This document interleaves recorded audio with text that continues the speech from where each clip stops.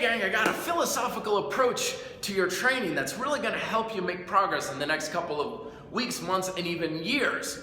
It's this idea of like there's right and wrong ways to be doing your exercise or your training.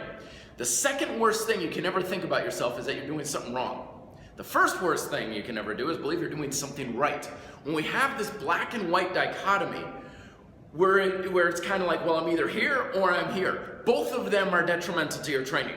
Because when you believe you're doing something wrong, then it's discouraging, you beat yourself up over it, and nobody likes to be there. You feel like your workout is futile, but it's not worthless. You're not doing anything bad.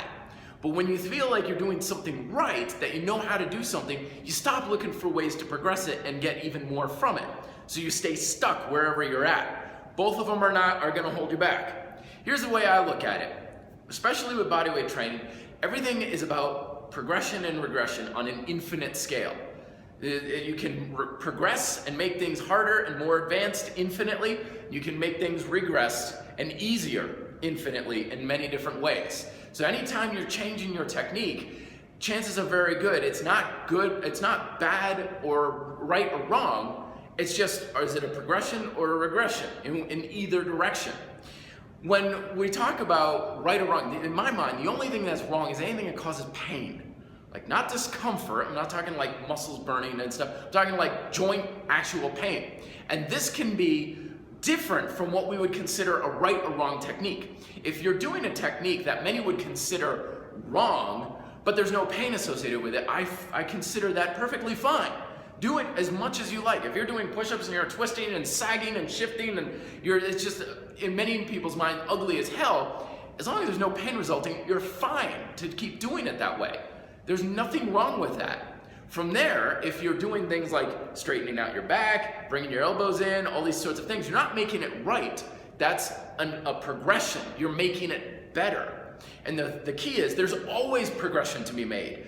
As soon as you have this mental checklist of like, well, keep the back straight, elbows in, don't reach with the chin. Okay, as long as I'm doing those three things, I got it right.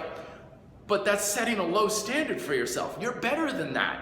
You deserve more than just three checklists of how to do a proper push-up.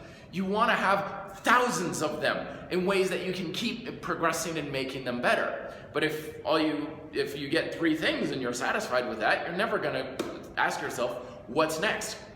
The other thing to consider too is if you are doing something that's causing you pain, but in someone's textbook description of how to do the technique is right, then your mind might be thinking, well, I'm doing it right, but I have pain. Which do you listen to? Someone is saying, no, you're doing it right, keep doing it. Or do you listen to your body that's saying, pain, bad, no?